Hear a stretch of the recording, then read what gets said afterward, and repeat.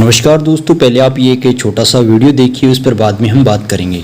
हमें लगता है कि फूलों से शहद को जमा किया जाता है, लेकिन यह गलत है। मधुमक्खियां फूलों के रस का चयन करती हैं और अपने मुंह में उसे चबाकर एक दूसरे को मुंह में ट्रांसफर करती हैं। ऐसा करने से रस का वाटर कंटेंट कम हो जाता है और शहद का निर्माण होता है। इस बात को सुनकर क्या आप ये समझ पा रहे हैं? वो शहद जिसे आप बड़े चाव से खाते हैं वास्तव में वह मधुमक्खियों की उल्टी है। लेकिन मधुमक्खियां शहद का उत्पादन किस लिए करती हैं? जब शरद ऋतु या वर्ष ऋतु के समय फूल नहीं खिलते हैं, तब मधुमक्खियों के भोजन का प्रबंध इस शहद का इस्तेमाल करके किया जाता है। मानव द्वारा स्थापित मधुमक्खिशालों में मधुमक्खियों को छोटे छोटे डिब्बों में रखा जाता है और वे उसके ऊपर ही अपने छत्ते का निर्माण करने लगती है। जब भी कोई छत्ते का विश्लेषण करना आता है, मधुमक्खियां डर के मारे शहद को पीने लग जाती है, क्योंकि उन्हें लगता है कि उनका छत्ता खतरे में है। इन डिब्बों को लापरवाही से खोलने से या हिलाने से कई मधुमक्खियों की मृत्यु हो जाती है। जब शहद को कलेक्ट करने का समय आता है, तब छत्ते पर भारी मात्रा में धुआं मारा जाता है। इसकी वजह से मधुमक्खियों को वनाग्नि का भ्रम होता है और वे फिर से शहद पीना और भागने लगते हैं। इस गड़बड़ के समय में जब मधुमक्खियां अपने छत्ते और शहद की रक्षा करने में लगे होते हैं, हम उनके छत्ते पर हक जमा कर सारे शहद को चुरा लेते हैं।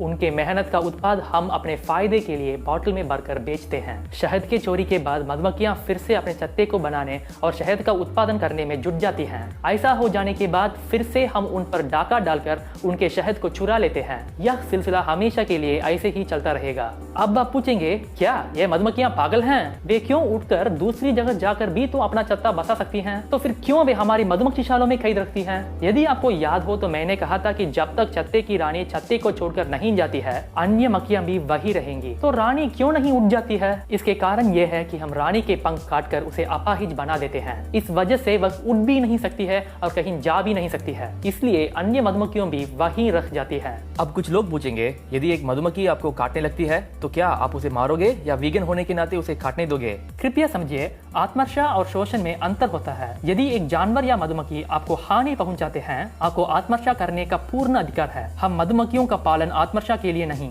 बल्कि अपने स्वार्थ के लिए, उनका शोषण करने के लिए करते हैं। कृपया इस अंतर को समझिए और जानवरों से बने बनाए पदार्थों को त्याग कर वीगन बनिए।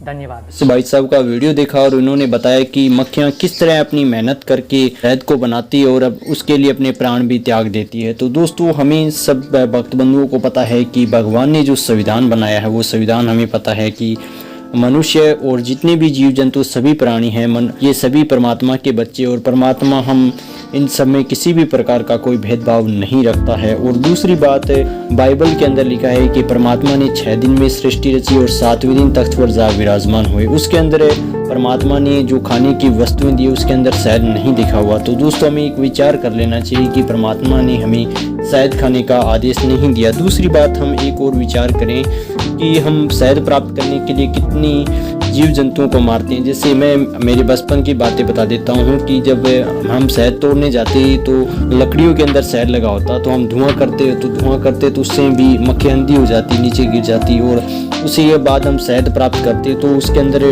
पता नहीं कितनी संख्या में उसके शहद के अंदर उनके बच्चे होते, वो बच्चे भी मर जाते। उसका पाप हमें लगता था। तो इसी कभी तो परमात्मा की दया से हमने ये सब छोड़ दिया, शहद खाना भी छोड़ दिया।